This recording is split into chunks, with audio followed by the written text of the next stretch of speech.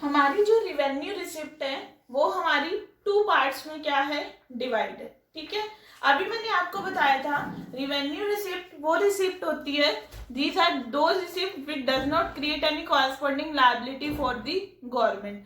Tax receipt मैंने इसका part बताया था। ठीक है, तो जो रिवेन्यू रिसिप्ट है वो हमारी टू पार्ट्स में डिवाइड है, one is tax receipt and second one is non tax receipt. ठीक है, जो टैक्सेस की फॉर्म में गवर्नमेंट को क्या होगा, पैसा मनी क्या होगा, रिसीव होगा, वो कौन सी रिसिप्ट हो जाएगी, tax receipt. Non tax receipt कौन सी होगी, जो टैक्सेस की फॉर्म में ना होकर अदर फॉर्म्स में गवर्नमेंट को क्या होगा, मनी रिसीव होगा, वो हमारी कौन सी रिसिप्ट हो जाएगी, नॉन टैक्स रिसिप्ट। ठीक है, अब देखो टैक्स रिसिप्ट में हमारा फर्स्ट पार्ट आता है हमारा प्रोग्रेसिव टैक्स।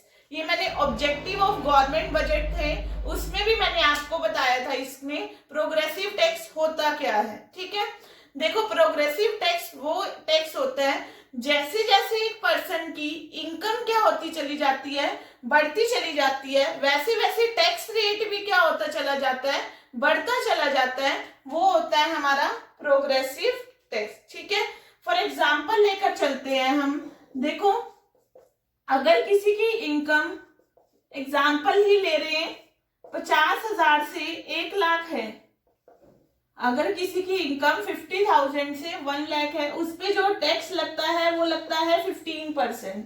अगर किसी की इनकम 1 लाख से 1.5 लाख है या 2 लाख है, उस पे जो टैक्स रेट है वो बढ़ जाएगा, वो कितना लग रहा है हमारा 20%। ठीक है, यानी कि जैसे जैसे इनकम बढ़ती चली जा रही है वैसे वैसे टैक्स रेट भी क्या होता चला जा रहा है, इंक्रीज होता चला जा रहा है, उसको हम क्या बोलते हैं, प्रोग्रेसिव टैक्स। और हाँ देखो जो प्रोग्रेसिव टैक्स होता है इसका जो रियल बर्डन होता है, ज्यादा से ज्यादा जो बर्डन होता है वो richer section of the society पे होता है। ठीक है, पुअरर पे इतना नहीं होता क्योंकि पुअरर की इतनी इनकम ही नहीं होती। नेक्स्ट आता है हमारा regressive tax. Progressive tax regressive tax का रिवर्स है। देखो जो रिग्रेसिव टैक्स होता है वो एक फिक्स्ड रेट ऑफ टैक्स होता है। ठीक है, तो इसमें जो ज्यादा बर्डन होता है वो पुअरर पे ज्यादा होता है और रिचर पे क्या होता है, कम होता है। देखो सपोज करो किसी की 1 लाख इनकम है, किसी की 1 लाख इनकम है, ठीक है, उस पे 10% क्या लग रहा है, टैक्स लग रहा है। रिग्रेसिव टैक्स सपोज करो हमारा 10% लग रहा है, 1 लाख इनकम पे 10% टैक्स लग रहा है, यानी कि उसको जो टैक्स देना पड़ रहा है वो कितना देना पड़ रहा है, 10,000। ठीक है, उसके पास अब एक्सपेंडिचर करने के लिए जो डिस्पोजेबल इनकम बची है वो कितनी बची है, 90,000, यानी कि अभी भी उसके पास सफिशिएंट इनकम है। अगर सपोज करो जो poor section of the society है वो एक पर्सन एक महीने के 5,000 रुपए कमा रहा है, 5,000 रुपीज वो क्या कर रहा है, अर्न कर रहा है, मनी कमा रहा है। अगर उस पर 10% टैक्स लग जाए, ठीक है, 500 तो उसका टैक्स ही हो गया, बाकी कितना बचा उसके पास, यानी कि वो उसको अपनी जो सी असेंशियल कंजम्पशन है उसमें कट ऑफ करना पड़ेगा। तो इसका जो रिग्रेसिव टैक्स का बर्डन है वो पुअरर सेक्शन पे ज्यादा होता है और रिचर पे कम होता है। ठीक है, नेक्स्ट आता है हमारा डायरेक्ट टैक्स। डायरेक्ट टैक्स कौन सा टैक्स होता है, जो डायरेक्टली एक पर्सन की इनकम पे लगता है और एक पर्सन अपना बर्डन, उस डायरेक्ट टैक्स का बर्डन किसी और पर्सन पे शिफ्ट नहीं कर सकता, वो होता है हमारा डायरेक्ट टैक्स। ठीक है, फॉर एग्जाम्पल क्या हो गया, इनकम टैक्स। देखो इनकम टैक्स क्या है, हमारा डायरेक्ट टैक्स है, किस पे लग रहा है, हमने इनकम अर्न कर ली है, ठीक है, हम तो हमारे पे ही लग रहा है, तो हम इसका बर्डन किसी और पर्सन पे शिफ्ट नहीं कर सकते, तो वो हमारा कौन सा टैक्स हो गया, डायरेक्ट टैक्स। अनदर वन आता है हमारा इनडायरेक्ट टैक्स। देखो इनडायरेक्ट टैक्स कौन सा टैक्स होता है, जब हम क्या कर सकते हैं, जो भी टैक्स का बर्डन क्या कर सकते हैं, अनदर पर्सन पे क्या कर सकते हैं, शिफ्ट कर सकते हैं, वो हमारा कौन सा टैक्स हो जाता है, इनडायरेक्ट टैक्स। फॉर एग्जाम्पल क्या हो गया, GST, goods and service tax, वो हमारा कौन सा टैक्स है, इनडायरेक्ट टैक्स है। लाइक क्या होता है कि भी प्रोड्यूसर गुड्स पे बनाता है, तो फिर प्रोड्यूसर आगे परचेज करता है गुड्स सेल करने के लिए कंज्यूमर को, तब वो जीएसटी लगता है उस पे, फिर आगे वो कंज्यूमर को गुड क्या होते हैं, सेल होती हैं। कंज्यूमर के पास गुड गई तो जीएसटी लगाया आता है, तो कंज्यूमर को ही क्या करना पड़ रहा है, जीएसटी पे करना पड़ रहा है। तो यहाँ अपना प्रोड्यूसर क्या कर रहा है, बर्डन क्या कर रहा है, शिफ्ट कर रहा है किस पे, कंज्यूमर पे। टैक्स का बर्डन यहाँ पर क्या हो रहा है, शिफ्ट हो रहा है, तो वो हमारा कौन सा टैक्स हो जाएगा, indirect tax. And income tax का बर्डन हम शिफ्ट नहीं कर सकते, तो वो हमारा कौन सा टैक्स हो जाएगा, डायरेक्ट टैक्स। ठीक है, अब देखो रिवेन्यू रिसिप्ट में ये तो थी हमारी tax receipt. Non tax receipt कौन कौन सी होती है, मैंने पहले ही बताया है। नॉन टैक्स रिसिप्ट वो होती है जो टैक्सेस की फॉर्म में रिसीव ना होकर अदर फॉर्म्स में गवर्नमेंट को क्या होती है, मनी क्या होती है, रिसीव होती है। देखो नॉन टैक्स रिसिप्ट में हमारा पहला आ जाता है फीस। लाइक देखो हमारी एक फीस लगती है, हम बर्थ सर्टिफिकेट बनवाते हैं तो हमारी क्या लगती है, फीस लगती है। डेथ सर्टिफिकेट की भी फीस लगती है। ठीक है, हमने लैंड को रजिस्टर कराया है उसकी भी क्या लगती है, फीस लगती है। लाइसेंस बनवाया है उसकी भी क्या लगती है, फीस लगती है। ठीक है, तो वो सब जो मनी रिसीव होएगा तो वो गवर्नमेंट की नॉन टैक्स क्या हो जाएगी, रिसीप्ट। लाइक एक फॉर्म्स वगैरह निकलते हैं हमारे, ठीक है, गवर्नमेंट जॉब के हमारे फॉर्म निकलते हैं, तो वो उस फॉर्म के हमारी मनी लगती है, तो वो मनी सीधा किसके पास जाती है, गवर्नमेंट के पास जाती है फीस की फॉर्म में, तो वो भी हमारी कौन सी रिसिप्ट हो जाएगी, नॉन टैक्स रिसिप्ट। ठीक है, नेक्स्ट आता है फाइन्स। फाइन्स में देखो हमारा क्या होता है कि भी अगर हमने कोई रूल ब्रेक करा है, ठीक है, तो हमारे क्या लगता है, हमारे ऊपर फाइन लगता है। ठीक है, लाइक आजकल जो कोरोना वायरस चल रहा है, हमें है कि भी लॉकडाउन रहना, अगर बाहर गाड़ियां निकल रही है तो उनपे क्या हो रहा है, फाइन चार्ज किया जा रहा है, पेनल्टी चार्ज की जा रही है उनपे। क्लियर है। नेक्स्ट आता है हमारा एस्चीट। देखो एस्चीट का मतलब क्या होता है हमारा, देखो एक पर्सन है, उसकी बहुत सारी अच्छी खासी प्रॉपर्टी है, ठीक है, और उसका कोई भी लीगल हायर नहीं है, आगे पीछे इसका कोई नहीं है। ठीक है, तो अगर उस पर्सन की क्या हो जाती है, डेथ हो जाती है। ठीक है, अगर उस पर्सन की क्या हो गई है, डेथ हो गई है, तो वो जो प्रॉपर्टी है वो किसके पास चली जाएगी, गवर्नमेंट के पास चली जाएगी, तो उसको हम क्या बोलते हैं, एस्चीट।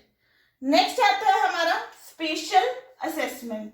स्पेशल असेसमेंट क्या होता है, देखो स्पेशल असेसमेंट का मीनिंग क्या होता है, अगर गवर्नमेंट ने आपके एरिया में कोई ऐसी मतलब कि कंस्ट्रक्शन एक्टिविटी करी है, कोई भी ऐसी डेवलपमेंट एक्टिविटी करी है जिससे आपकी घर की वैल्यू या आपकी प्रॉपर्टी की वैल्यू क्या हो गई है, बढ़ गई है, तो उससे गवर्नमेंट कुछ ना कुछ आपसे क्या करती है, चार्ज करती है through the way of special assessment, तो वो भी गवर्नमेंट की क्या हो जाएगी, एक नॉन टैक्स क्या हो जाएगी, रिसिप्ट हो जाएगी। नेक्स्ट उसके बाद आता है हमारा ग्रांट एंड डोनेशन।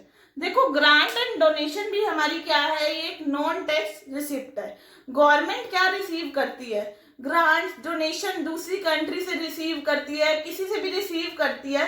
लाइक कोई भी हमारी इकोनॉमी में फ्लड आ जाता है, अर्थक्वेक आ जाता है, कोई नेचुरल क्लैमिटीज आ जाती है, उस टाइम पे गवर्नमेंट क्या करती है, डोनेशन रिसीव करती है, तो वो भी गवर्नमेंट की कौन सी रिसिप्ट हो जाती है, नॉन टैक्स रिसिप्ट। क्लियर है आपको, रिवेन्यू रिसिप्ट के टू पार्ट्स है, tax receipt and non tax receipt. And further हमने पढ़े हैं टैक्सेस कितने टाइप के होते हैं, नॉन टैक्स रिसिप्ट कौन सी होती हैं। क्लियर है। नेक्स्ट आता है हमारा कैपिटल रिसिप्ट। कैपिटल रिसिप्ट अभी मैंने आपको बताया कौन सी रिसिप्ट होती है, the receipt which create liability for the government, जो गवर्नमेंट की क्या करती है, लायबिलिटी को क्रिएट करती है, या वो रिसिप्ट होती है which causes reduction in asset for the government. अब देखो कैपिटल रिसिप्ट के हमारे तीन पार्ट्स होते हैं। पहला है रिकवरी ऑफ लोन। ठीक है, रिकवरी ऑफ लोन में देखो क्या आता है, अगर सेंट्रल गवर्नमेंट स्टेट गवर्नमेंट को क्या दे रही है, लोन दे रही है, अगर वो लोन क्या हो रहा है, रिकवर हो रहा है, अगर वो लोन क्या हो रहा है, रिकवर हो रहा है, तो उससे हमारी एसेट में क्या होती है, रिडक्शन होती है, तो वो हमारी किसका पार्ट हो जाएगी, कैपिटल रिसिप्ट का क्या होगी, पार्ट होगी। नेक्स्ट आता है बोरोइंग एंड अदर लायबिलिटी। अभी मैंने पीछे भी बताया था, अगर गवर्नमेंट क्या करती है, बोरो करती है, अगर गवर्नमेंट क्या कर रही है, पैसा बोरो कर रही है, तो इससे क्या हो रहा है, या तो वो पब्लिक से बोरो कर रही है, या वो आरबीआई से बोरो कर रही है, या वो अदर कंट्री से बोरो कर रही है। इससे गवर्नमेंट की लायबिलिटी क्या हो रही है, क्रिएट हो रही है। ठीक है, तो ये हमारी कौन सी रिसिप्ट हो जाएगी, कैपिटल रिसिप्ट। एंड नेक्स्ट आता है हमारा अदर रिसिप्ट। अदर रिसिप्ट में हमारा, अभी मैंने पहले भी आपको यहाँ पर बताया, अदर रिसिप्ट में आ जाएगा हमारा डिसइन्वेस्टमेंट। डिसइन्वेस्टमेंट का मतलब क्या होता है, अगर गवर्नमेंट अपने शेयर किसको सेल कर देती है, प्राइवेट सेक्टर को क्या कर देती है, सेल कर देती है, यानी कि प्राइवेट सेक्टर को सेल करे, जिससे उसकी एसेट में क्या हो गया, रिडक्शन हो गया, तो उसको हम क्या बोलेंगे, डिसइन्वेस्टमेंट। या हम देखो प्राइवेटाइजेशन भी बोलते हैं।